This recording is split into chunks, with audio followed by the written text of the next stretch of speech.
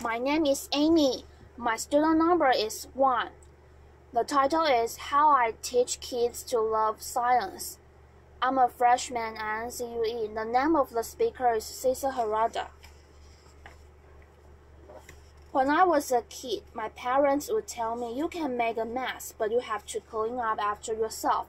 So freedom came with responsibility, but my imagination would take me to all these wonderful places where everything was possible. So I grew up in a bubble of innocence, or a bubble of ignorance. I should say, because adults would lie to us to protect us from the ugly truth.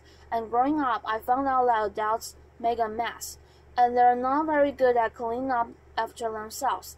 Fast forward, I am an adult now, and I teach citizen science and invention at the Hong Kong Harbour School, and it doesn't take too long before my students work on a speech and stumble upon piles of trash. So as good citizens, we clean up the beaches. And no, his is not drinking alcohol, and if it is, I did not give it to him. Laughter, and so it's sad to say, but today more than 80% of the oceans have plastic in them. It's a horrifying fact. And in past decades, we've been taking those big ships out and those big nets, and we collect those plastic bits that we look at under a microscope, and we sort them, and then we pull this data onto a map. But that takes forever. It's very expensive, and so it's quite risky to take those big boats out. So with my students, ages 6 to 15, we've been dreaming of inventing a better way. So we've transformed our tiny Hong Kong classroom into a workshop, and we started building this small workbench with different heights, so even really short kids can participate. And let me tell you, kids with power tools are awesome and safe. Laughter, not really. And supply to plastic. We collect this plastic and we bring it to the size we find in the ocean, which is very small because it breaks down. And so this is how we work. I let the imaginations of my students run wild, and my job is to try to collect the best of each kid's idea and try to combine it into something that hopefully will work. And so we have agreed that instead of collecting plastic bits, we are going to collect only the data. So we're going to get an image of the plastic with a robot. So robots, kids get very excited, and the next thing we do all what we call rapid prototyping. We are so rapid at prototyping that the lunch is still in the lunchbox when we are hacking it. Laughter, and we have table lamps and webcams into plumbing fixtures, and we assemble that into a floating robot that will be slowly moving through water and through the plastic that we have there. And this is the image that we get in the robot. So we see the plastic pieces floating slowly through the sensor, and the computer on board will process this image and measure the size of each particle, so we have a rough estimate of how much plastic there is in the water. So we documented this invention step by step on a website for inventors called Instructables, in the hope that somebody would make it even better. What was really cool about this project was that the students would solve a local problem, and boom, they are trying to immediately address it. I can investigate my local problem, but my students in Hong Kong are hyper-connected kids, and they watch the news, they watch the internet, and they come across this image. This was a child, probably under 10, cleaning up an oil spill barehanded in the Sundarbans, which is the world's largest mangrove forest in Bangladesh. So they were very shocked, because this is the water they drink, this is the water they bathe in, this is the water they fish in, this is the place where we live. And also you can see the water is brown, the mud is brown, and the oil is brown. So when everything is mixed up, it's really hard to see what's in the water. But there's a technology that's really simple. That's called spectrometry. That allows you to see what's in the water. So we built a rough prototype of a spectrometer, and you can shine light through different substances that produce different spectrums. So that can help you identify what's in the water. So we packed this prototype of a sensor and we shipped it to Bangladesh. So what was cool about this project was that beyond addressing a local problem or looking at a local problem, my students used their empathy and their senses of being creative to help remotely. Our kids, I can investigate a remote problem, so I was very compelled by doing the second experiment, and I wanted to take it even further, maybe addressing an even harder problem, and it's so closer to my heart, so I'm half Japanese and half French, and maybe you remember in 2011, there was a massive earthquake in Japan. It was so violent that it triggered several giant waves. They are called tsunami, and those tsunami destroyed many cities on the eastern coast of Japan. More than 14,000 people died in an instant.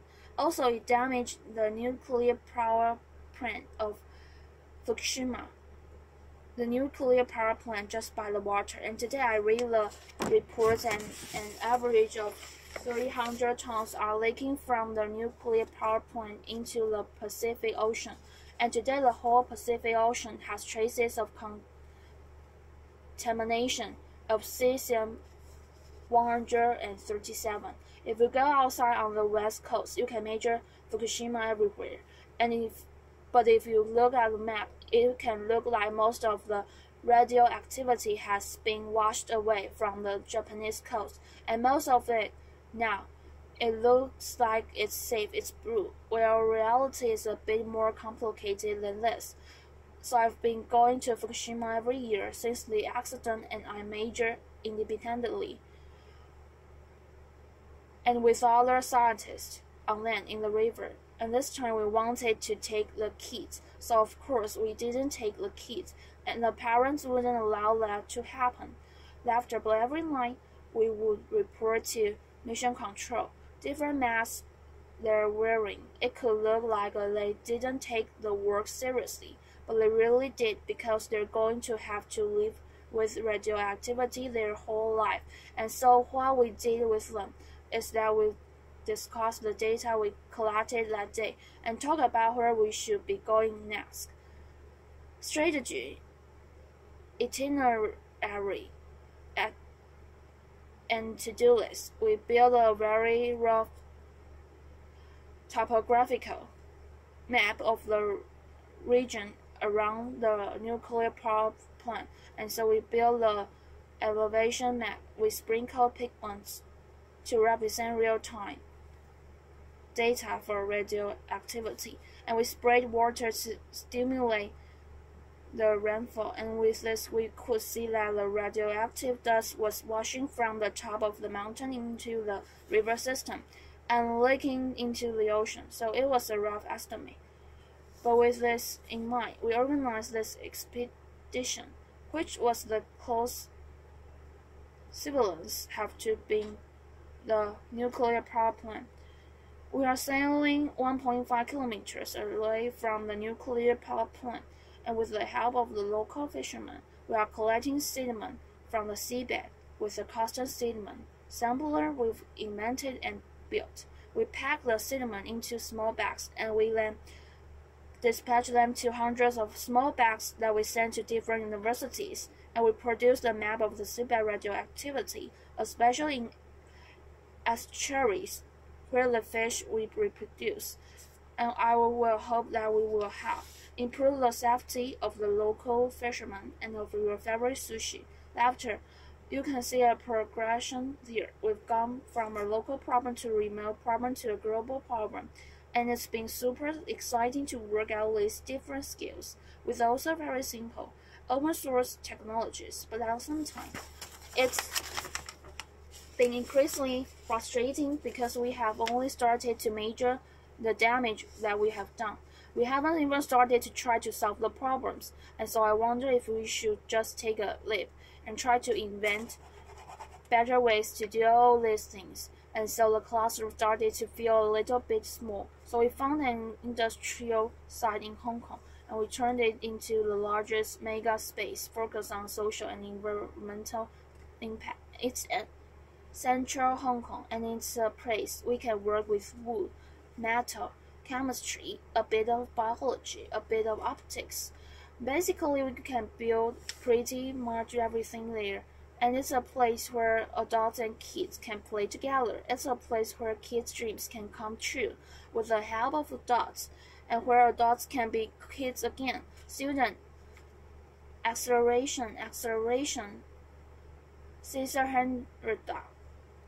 We're asking questions such as, we invent the future of mobility with renewable energy, for example, or we can help the mobility of the aging population by transforming very standard wheelchairs into cool electric vehicles. So plastic, oil, and radioactivity are horrible, horrible legacies. But the very worst legacy that we can leave our children is lies. We can no longer afford to show the kids from the ugly truth because we need their imagination to invent the solutions. So citizen scientists, makers, dreamers, we must prepare the next generation that cares about the environment and people, and that can actually do something about it. Thank you. Applause.